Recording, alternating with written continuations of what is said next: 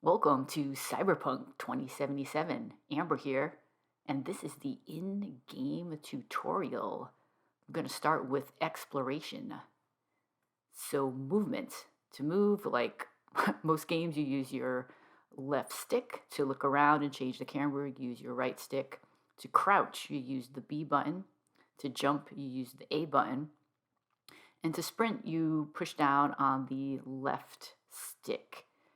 And you can slide when sprinting by pressing B, and you can vault when approaching a low obstacle by pressing A. And you can dodge by double tapping B while moving the left stick in the desired direction. So there is not a dedicated button for dodge. You double tap B if you want to dodge. You automatically climb ledges that you jump to, and to interact with a nearby object, look at it and select which action you want to perform, X, Y, A, or B. These are the Xbox controls, but of course for PlayStation, there'll be different buttons. Usually you're going to use X to interact with an object, but if there's multiple choices, you'll have to select which button you want. Advanced cyberware will unlock the double jump, charge jump, the ability to hover in the air for a short duration, and a devastating landing attack. But the basic controls are A to jump, B to crouch, double tap B to dodge, and sprint by holding the left stick. Dialogue options. If you've played a game where you've had dialogue chases before, this is going to be similar. But if you haven't, this is actually something really important that you need to know. You can cycle through dialogue options with the D-pad, the up and down, press X to select one. But the important thing is that there are gold dialogue options and blue dialogue options. And the gold represents important choices that progress the conversation, and the blue dialogue options represent choices that might reveal valuable information or lead to interesting actions. Some of them tie into your life path. Some dialogue options will appear grayed out, meaning you do not meet the attribute requirement necessary to make that choice. So if you want to progress the conversation forward, select the gold dialogue option, but the blue dialogue option might give you even more information and more choices. So I recommend picking those at least on your first playthrough. Scanning. You can perform a quick scan by tapping the left bumper, and you can do a full scan, enter scanning mode by holding the left bumper. Scanning mode highlights objects of interest around you and can provide useful information about them. And they're denoted by the different colors. Enemies are red, interactive objects are blue, job-related objects are gold, hackable objects are green, and there's also that digital pattern icon. But maybe most importantly, the loot icon, which is that U-shaped block. So I recommend whenever you enter a new room is to do a quick scan, and you'll see what objects you can loot. And especially at the beginning of the game, you should probably pick up everything. Even if you don't need it, you can sell it to get eddies to buy new gear. Vehicles. Now, if you pick the Nomad life path, you'll be driving your vehicle first thing in the game. But even with the other life paths, you'll need to know how to drive vehicles. So you enter the vehicle by using the X button, accelerate with the right trigger, brake with the left trigger, pretty standard, steer with the left stick. Handbrake is the A button, and to exit the vehicle, you use the B button.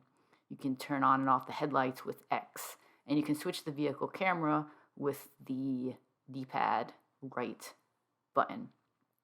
And for the most important feature in Night City, horn, left stick.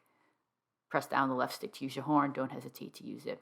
You can call for your active vehicle with the right button on the D-pad. It will automatically park in the nearest available spot, provided you have access to the street. Every vehicle you've been given or purchased will be stored in your garage.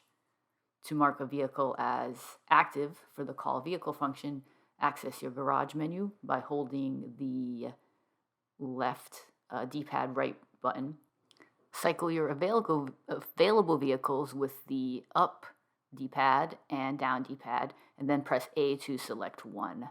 You are also able to steal occupied vehicles from off the street, provided you pass the body threshold necessary to pull the driver out of the driver's seat. You can also steal unoccupied vehicles, provided you meet the technical ability attribute requirement. And then to control the in-vehicle radio, you use the right bumper to turn the radio on and off. To change the radio menu, hold the B, and to switch stations, you use the up and down buttons on the D-pad, and to select stations, you can use A. Oh, and one more thing about the vehicles. This game is based in future California, North America, so you drive on the right side of the road and you enter the vehicle on the left side. So the driver's side is the left side of the vehicle.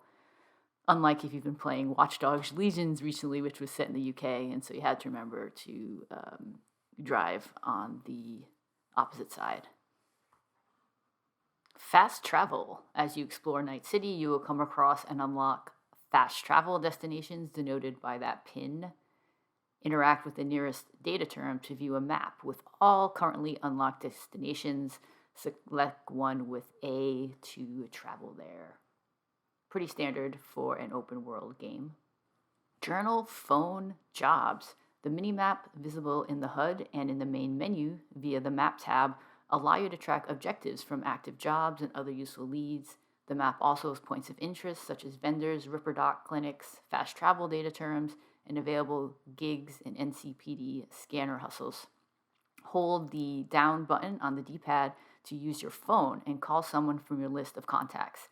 If you want to open a message you just received, press the left D-pad or navigate to the Messages tab in the main menu.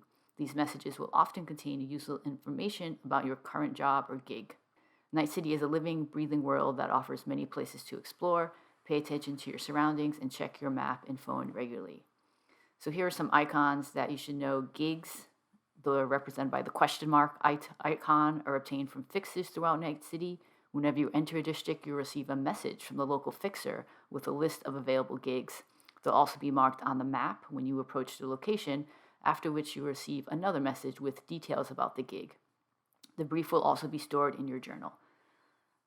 NCPD scanner hustles, which are represented by a bat, a skull, or these other icons, are jobs given by the Night City Police Department. That's right, the NCPD has started handing out rewards for mercs who can do their dirty work since they can't deal with every single petty crime, or they just don't have the guts.